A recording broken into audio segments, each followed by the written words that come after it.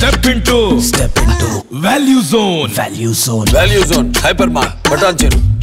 దేశ ప్రజలు ఎంతో ఆసక్తిగా ఎదురు చూస్తున్న సమయం ఆసన్నమైంది. కోట్లాది మంది భారతీయుల కళ నెరవేరే సమయం దగ్గరలోనే ఉంది.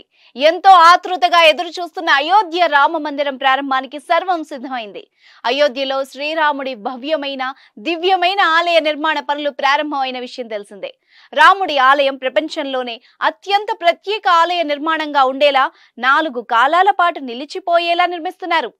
వాల్మీకి రామాయణంలో రచించిన విధంగానే ఆలయ నిర్మాణం సర్వాంగ సుందరంగా రూపుదిద్దుకుంటోంది. ఇప్పటికే అయోధ్య నగరంలోని ప్రధాన రహదారులు కూడళ్లు మొత్తం శ్రీరాముని తోరణాలతో అలంకరణ పూర్తయింది. విగ్రహం ప్రాణ ప్రతిష్ఠ అనంతరం ప్రపంచంలోని నలుమూలల నుంచి వచ్చే భక్తులకు ఎలాంటి అసౌకర్యం కలగకుండా యూపీ సర్కారు పక్కాగా చర్యలు తీసుకుంటోంది. ఇప్పటికే ఎయిర్పోర్ట్, రైల్వే స్టేషన్ ఆధ్యాత్మికత ఉట్టిపడేలా సుందరీకరించారు. ఆలయానికి వెళ్లే రహదారికి ఇరువైపులా సూర్య స్తంభాలు అనే పిల్లర్లను అలంకరించారు. ఆలయ నిర్మాణ పనులు పూర్తి కావస్తూ ఉండడంతో ఇప్పటి నుంచే భక్తుల రద్దీ పెరుగుతోందని ప్రభుత్వ వర్గాలు వెల్లడిస్తున్నాయి. అయోధ్యలోని వ్యాపార సముదాయాలు భక్తులతో కిటకిటలాడుతున్నాయి. దీంతో అయోధ్య నగరమంతా పండగ వాతావరణం నెలకొంది. నగరంలోని పార్కులు, లైటింగ్, రోడ్లు, ఆలయానికి సంబంధించిన కట్టడాలు అన్ని రామాయణం ఆధారంగా చేపట్టినట్టు అధికారులు చెబుతున్నారు. అయోధ్యలోని చూడాల్సిన చారిత్రక పురాతన కట్టడాలను యూపీ సర్కార్ పునరుద్ధరిస్తోంది. దశరథుని సమాధి, సీతామహల్ వంటి వాటిలో పునరుద్ధరణ వంటి పనులు జరుగుతున్నాయి. ఆలయానికి రద్దీ పెరిగే అవకాశం ఉండడంతో ముందు జాగ్రత్త చర్యగా స్వచ్ఛత చర్యలు చేపట్టింది. ఎలక్ట్రిక్ వాహనాల సంఖ్యను పెంచుతోంది. ఇందులో భాగంగా తొలి విడతలో 12 కార్లను ప్రవేశపెట్టింది. ముందుగా ఎలక్ట్రిక్ వాహనాల సంఖ్యను 500కు విస్తరిస్తామని తెలిపింది. మరోవైపు రామాలయ నిర్మాణ విశేషాలను జన్మభూమి తీర్థ ట్రస్ట్ వెల్లడించింది.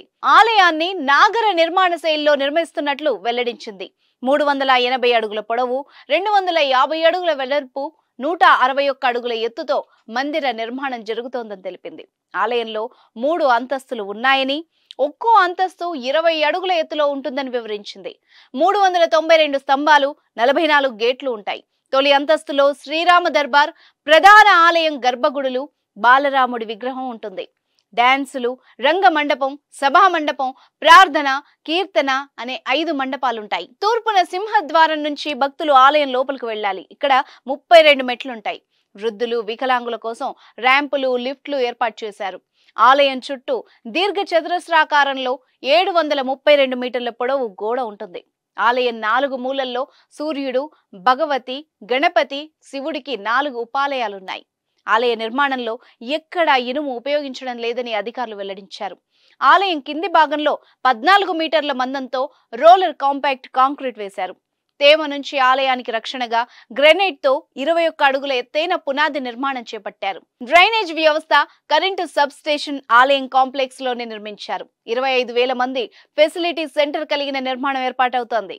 ఆలయం మొత్తం 70 ఎకరాల విస్తీర్ణంలో 70% ఎప్పుడూ పచ్చగా కనిపించే విధంగా చర్యలు చేపడుతున్నారు.